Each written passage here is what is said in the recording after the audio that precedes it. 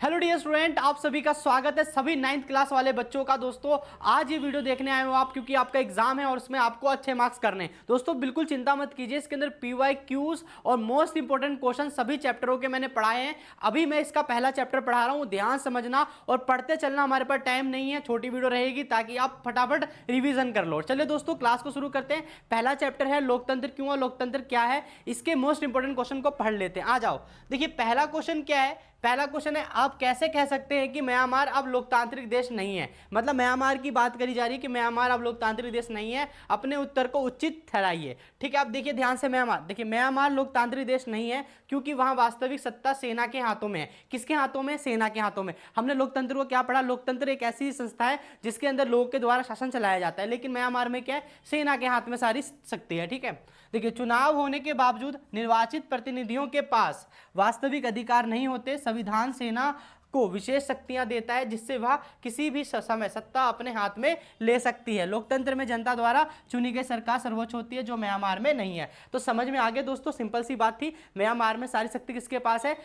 सेना के पास है। वहां पे चुनाव तो होते हैं लेकिन चुनावी पार्टी के पास कोई शक्ति नहीं होती, सारी किसके पास होती है? सेना के पास। तो यहाँ पे म्यांमार वाला क्वेश्चन आएगा, छोड़ना नहीं। ठीक है, अब चलते हैं अगले क्वेश्चन पर। ठीक है भाई, इंग्लिश में भी लिखा है यहाँ पर, यही सेम टू सेम नोट कर लेना। ठीक है, अब चलो अगले क्वेश्चन पे बात करते हैं कि लोकतंत्र की क्या विशेषता होती है। डेमोक्रेसी के कैरेक्टरिस्टिक्स बताने हमें। तो देखिए भैया, लोकतंत्र की विशेषताएं समझेंगे। लोकतंत्र की प्रमुख विशेषताएं होती हैं। आपका पहला विशेषता क्या है? शासकों का जनता द्वारा चुनाव, फिर है स्वतंत्र और निष्पक्ष चुनाव, सार्वभौमिक व्यस्मताधिकार, कानून का शासन, मौलिक अधिकारों की रक्षा करना। ये सब काम किसका है? लोकतंत्र का है ना भैया। आप शासन को जनता, मतलब शासक जो होता है उसको जनता चुनती है। ठीक है, स्वतंत्र और निष्पक्ष चुनाव होने चाहिए इसके अंदर। सार्वभौमिक व्यस्मताधिकार क्या होता है? अगर एक नंबर में पूछ ले तो क्या बताओगे?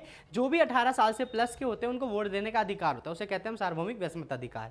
ठीक है, कानून का शासन तो समझ में आता ही है, और मौलिक अधिकारों की सुरक्षा, जो हमारे 6 मौलिक अधिकार है। ठीक है भाई, तो ये क्वेश्चन ऐसे हो गया और यहाँ पे आपका इंग्लिश में भी ये सारे पॉइंट लिखे हुए हैं। ठीक है, तो इंग्लिश वाले बच्चे बिल्कुल ना घबराए। ठीक है, चलिए अब आगे चलते हैं अगले क्वेश्चन के ऊपर, क्योंकि दोस्तों आपका एग्जाम बहुत नजदीक है और हमारे पास टाइम है नहीं, तो फटाफट हम रिवीजन करते हुए चलेंगे। वीडियो में बने रहना और चैनल पर नए हो तो सब्सक्राइब कर लेना। ठीक है, चलिए आप देखिए यहाँ पर अगला क्वेश्चन है, यूनानी उत्पत्ति आधार पर लोकतंत्र शब्द को परिभाषित कीजिए। मतलब हमें बताना है कि लोकतंत्र शब्द होता क्या, डेमोक्रेसी होता क्या है। तो जरा ध्यान दीजिए, लोकतंत्र शब्द यूनानी भाषा के 2 शब्दों से मिलकर बना है। कितने? 2 शब्दों से। मतलब डेमोस जिसका मतलब होता है जनता, और क्रिटिया, ठीक है, क्राटिया का मतलब होता है शासन। इसका मतलब क्या होता है? जनता का शासन। डेमोक्रेसी का मतलब क्या होता है? जनता का शासन, जिसमें सत्ता जनता के हाथों में होती है। समझ में आ गया भाई? डेमोस का मतलब जनता और क्राटिया का मतलब शासन होता है। ठीक है, तो यही आपका इंग्लिश में भी लिखा हुआ है। ठीक है, चलते हैं अब अगले क्वेश्चन में।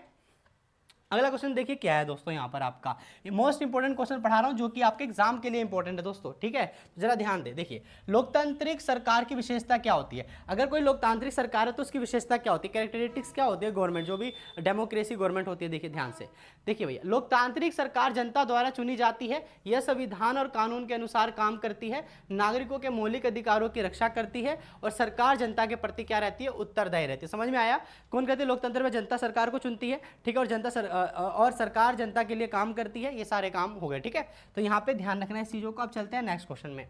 अब देखिए नेक्स्ट क्वेश्चन क्या है, अलोकतांत्रिक सरकार की विशेषता बताइए। अभी हमने लोकतांत्रिक सरकार की विशेषता बताई थी, अब अलोकतांत्रिक मतलब इसमें नॉन जो डेमोक्रेटिक गवर्नमेंट होती है उसके बारे में। ठीक है, अब देखिए यहाँ पर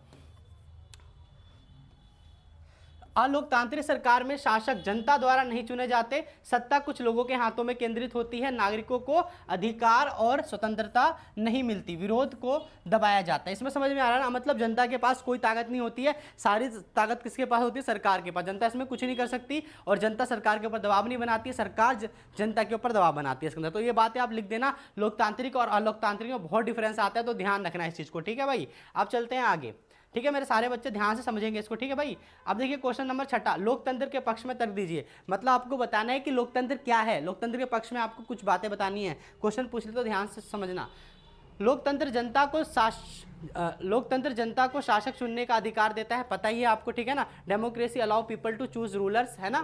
फिर उसका निर्णय विचार विमर्श से लिए जाते हैं, जो भी निर्णय लिया जाता है विचार विमर्श करके लिए जाते हैं, बिल्कुल। यह संघर्षों का शांतिपूर्ण समाधान प्रदान करता है और लोकतंत्र नागरिकों की गरिमा और समानता को बढ़ावा देता है। तो यहाँ पे मैं छोटे शब्दों में बोलूँ तो क्या दिख रहा है आपको यहाँ पे, लोकतंत्र जनता को शासक चुनता है ना, लोकतंत्र में जनता शासक चुनती है, ठीक है। निर्णय जो लिए जाते हैं विचार विमर्श से लिए जाते हैं, संघर्ष को शांतिपूर्ण तरीके से निपटाया जाता है, ठीक है, और गरिमा और समानता को बढ़ाया जाता है, ये सारी चीजें, ठीक है। चलिए आप चलते हैं नेक्स्ट क्वेश्चन पर। देखिए भाई नेक्स्ट क्वेश्चन है, लोकतंत्र के विरुद्ध तर्क लिखिए। अब हमें, पहले हमने पक्ष के बारे में बात की थी, अब विपक्ष के बारे में बात करते हैं। देखिए जरा, लोकतंत्र में निर्णय लेने में समय लगता है ना, क्योंकि सबका सहमति होना होता है तो समय लगता है निर्णय लेने में, तो ये चीज है इसकी जो बोलेंगे आलोचना कह देंगे, ठीक है।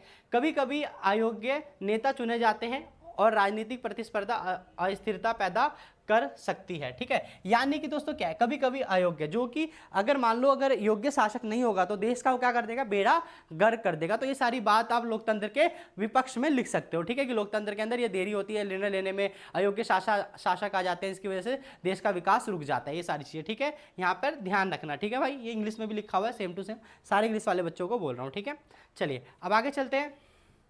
देखिए, क्या नेतृत्व में परिवर्तन लोकतंत्र को मजबूत करता है, ठीक है भाई, क्वेश्चन हमारा ये, क्या नेतृत्व में परिवर्तन लोकतंत्र को मजबूत करता है। अगर से नेतृत्व में परिवर्तन, जैसे कि हर 5 साल में सरकार बदलती रहती है, वही नेतृत्व में परिवर्तन की बात करी जा रही है, ठीक है, आप ध्यान देते हैं। हाँ, नेतृत्व में परिवर्तन लोकतंत्र को मजबूत करता है, इससे सत्ता को केंद्रीकरण नहीं होता और नए विचार आते हैं और शासक जनता के प्रति उत्तरदायी बने रहते हैं। क्योंकि दोस्तों अगर एक ही सरकार बनी रहेगी तो सरकार क्या बन जाएगी, करप्ट बन जाएगी और काम कुछ करेगा नहीं, मतलब कि घूसखोरी बन जाएगा, ये सारे काम करके नहीं देंगे, ठीक है। तो इसलिए सरकार चेंज होते रहने चाहिए, ठीक है। अब आगे क्या है आपका, लोकतंत्र के व्यापक अर्थ की व्याख्या कीजिए। मतलब लोकतंत्र का व्यापक अर्थ क्या है। देखिए दोस्तों, लोकतंत्र का मतलब क्या होता है, केवल चुनाव नहीं, इसमें समानता, स्वतंत्रता, गरिमा, न्याय शामिल होते हैं, ना। तो इसमें देखिए, the broader meaning of the democracy includes equality, freedom, dignity and justice, not just elections, ठीक है भाई। यहाँ पे आप समझ गए ना, सिर्फ इलेक्शन नहीं होते बल्कि समानता, स्वतंत्रता, ये सारी चीजें भी इसमें महत्वपूर्ण रोल निभाती है, ठीक है भाई। अब चलते हैं हम अपने अगले क्वेश्चन पर, ठीक है। चलिए देखो, अगला क्वेश्चन है आपका 10वां, भारत को लोकतांत्रिक देश सिद्ध करने वाली विशेषता बताइए। आपको पता है हमारा देश लोकतांत्रिक है, इसके अंदर कई सारे पार्टी हैं, सब खड़े होते हैं और जिसको जनता चुनती है वो सरकार बना लेती है अपनी, ठीक है। तो वही बात है, इसे ही बताना है हमको, जरा ध्यान देंगे। देखिए, भारत में स्वतंत्र चुनाव होते हैं, सभी वयस्कों को मतदान करने का अधिकार होता है, जो वयस्क मताधिकार के अंतर्गत होता है, जो 18 साल से उम्र के बच्चे जितने भी होते हैं सब डाल सकते हैं। संविधान और स्वतंत्र न्यायपालिका मौजूद है, मौलिक अधिकारों की रक्षा होती है, ठीक है। तो ये भी यहाँ पे ध्यान रखना। तो इससे हम क्या कह सकते हैं कि हमारे देश में लोकतांत्रिक सरकार है या लोकतंत्र हमारा देश है, ठीक है। आगे चलते हैं, हमारा अगला क्वेश्चन यहाँ पे मैक्सिको वाला क्वेश्चन आ गया दोस्तों, इंपॉर्टेंट है काफी ज्यादा। मैक्सिको में पीआरआई की भूमिका का वर्णन कीजिए। पीआरआई कौन होते हैं, जरा समझ लेंगे जरा फटाफट। देखिए, मैक्सिको में पीआरआई लंबे समय तक सत्ता में रही, बहुत लंबे समय तक सत्ता में रही और चुनाव होते थे लेकिन निष्पक्ष नहीं थे, मतलब वोट चोरी वगैरह बहुत सारी चीज़ें होती थी। इससे स्पष्ट होता है कि केवल चुनाव लोकतंत्र नहीं बनाता है, ठीक है ना। तो चुनाव ही लोकतंत्र नहीं होता बल्कि निष्पक्ष चुनाव भी होना जरूरी है, ठीक है। अब देखिए अगला क्वेश्चन है आपका, जनरल मुशर्रफ के अधीन पाकिस्तान को लोकतंत्र क्यों नहीं कहा जाता है, ठीक है। ये क्वेश्चन बहुत बार बार आया हुआ है आपके एग्जाम में, तो इसको जरा ध्यान समझना। देखिए, पाकिस्तान में जनरल मुशर्रफ ने सेना तख्ता पलट से सत्ता हासिल की, चुनाव स्वतंत्र नहीं थे, संविधान का सम्मान नहीं किया गया, वास्तविक सत्ता सेना के पास थी, जिससे जनता की इच्छा का प्रतिनिधित्व नहीं हुआ। अगर मैं आपको साफ साफ बोल दूं तो इसमें क्या कहा गया, इसमें ये क्या कहा गया ना कि जो जनरल मुशर्रफ था उसने वहाँ की सरकार क्या कर दी, पलट दी, तक सरकार का तख्ता पलट कर दिया, कोई संविधान नहीं रहा, सारी शक्ति सेना के हाथों में चली गई, ठीक है, ध्यान रखना इसका। अब चलते हैं आगे, अगला क्वेश्चन है आपका, लोकतांत्रिक और अलोकतांत्रिक सरकार के बीच में अंतर बताइए। हमने पढ़ चुके हैं, अगला क्वेश्चन मैं ड्रॉप छोड़ देता हूं, ठीक है। अब अगला क्वेश्चन देखिए क्या है, यह सिद्ध करने के लिए कोई विशेषता लिखिए कि भारत एक लोकतांत्रिक देश है। यह भी हम पढ़ चुके हैं, भारत एक लोकतांत्रिक देश कैसे होता है। देखिए, भारत में स्वतंत्र और निष्पक्ष चुनाव होते हैं, सभी वयस्क नागरिकों को मतदान का अधिकार है, एक लिखित संविधान है और मौलिक अधिकारों की गारंटी दी जाती है और स्वतंत्र न्यायपालिका कानून का शासन सुनिश्चित कराता है। दोस्तों, इस चैप्टर से जितने भी इंपॉर्टेंट क्वेश्चन थे मैंने बता दिए। अब नेक्स्ट चैप्टर आपके इधर शो हो रहा होगा, उसे भी जाके देखिए, आपके एग्जाम के लिए मोस्ट इंपोर्टेंट क्वेश्चन में सारी सीरीज पढ़ा दी है, ठीक है दोस्तों। मिलते हैं अगले वीडियो में, जब तक के चैनल को सब्सक्राइब करें और वीडियो को लाइक करना ना भूलें।